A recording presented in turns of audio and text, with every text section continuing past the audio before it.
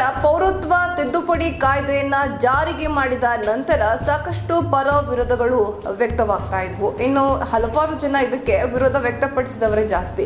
ಅದರಲ್ಲಿ IUML ಅನ್ನೋಂಥವ್ರು ಕೂಡ ಒಬ್ಬರು ಶಾಮೀಲಾಗಿದ್ದಾರೆ. ಈ ಒಂದು ಸಂಘಟನೆ ಕೂಡ ಅಥವಾ ಒಂದು ಸಂಸ್ಥೆ ಅಂತ ಹೇಳ್ಬಹುದು, ಇದು ಕೂಡ ಶಾಮೀಲಾಗಿರುವಂತದ್ದು.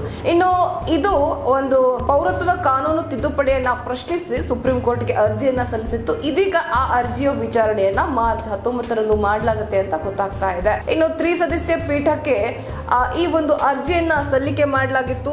ಈ ಸದಸ್ಯ ಪೀಠಕ್ಕೆ ಮುಖ್ಯಸ್ಥರಾಗಿರುವಂತಹ ನ್ಯಾಯಮೂರ್ತಿ DY ಚಂದ್ರಚೂಡ್ ರವರು ಇದನ್ನ ವಿಚಾರಣೆ ಮಾಡಲಿದ್ದಾರೆ. ನ್ಯಾಯಮೂರ್ತಿಯಾದ DY ಚಂದ್ರಚೂಡ್ ಎಲ್ಲಾ ಅರ್ಜಿಗಳನ್ನ ಸುಮಾರು 237 ಸಂಖ್ಯೆಗಳನ್ನ ಮತ್ತು ವಿವಿಧ ಮಧ್ಯಂತರ ಅರ್ಜಿಗಳೊಂದಿಗೆ ವಿಚಾರಣೆಗೆ ಪಟ್ಟಿ ಮಾಡಲಾಗುತ್ತೆ ಅಂತ ಹೇಳಿದ್ದಾರೆ. ಇನ್ನು ಅರ್ಜಿದಾರರ ಇಂಡಿಯನ್ ಯೂನಿಯನ್ ಮುಸ್ಲಿಂ ಲೀಗ್ ಅನ್ನುವಂತಹ ಏನು ಆಯೋಗ ಇದೆ ಅಥವಾ ಒಂದು ಸಂಘಟನೆ ಇದೆ, ಇವರ ಪರವಾಗಿ ಹಾಜರಾದಂತಹ ಹಿರಿಯ ವಕೀಲ ಕಪಿಲ್ ಸಿಬಲ್ ಅವರು CAA ನಿಯಮಗಳಿಗೆ ಸೂಚನೆಯನ್ನ ಸಲ್ಲಿಸಿದ ನಂತರ ಆ ವಿಷಯವನ್ನ ಆಲಿಸಬೇಕು ಅಂತ ಸೂಚಿಸಿದ ನಂತರ ನ್ಯಾಯಾಲಯವು ಹೀಗೆ ಹೇಳಿರುವಂತದ್ದು. ಅಂದ್ರೆ ಮಾರ್ಚ್ 19ನೇ ತಾರೀಕು ಈ ಒಂದು ವಿಚಾರಣೆ ನಡೆಯುತ್ತೆ. ಅದರಲ್ಲಿ ಸಾಧಕ ಬಾಧಕಗಳನ್ನ ನೋಡಿ ತಿಳ್ಕೊಂಡು ನಂತರ ಇದನ್ನ ಜಾರಿ ಮಾಡ್ಬೇಕಾ ಅಥವಾ ತಡೆ ಹಿಡಿಬೇಕಾ ಅನ್ನುವಂಥದ್ದನ್ನ ನಿರ್ಧಾರ ಮಾಡಲಾಗುತ್ತೆ ಅಂತ ಹೇಳಲಾಗಿದೆ.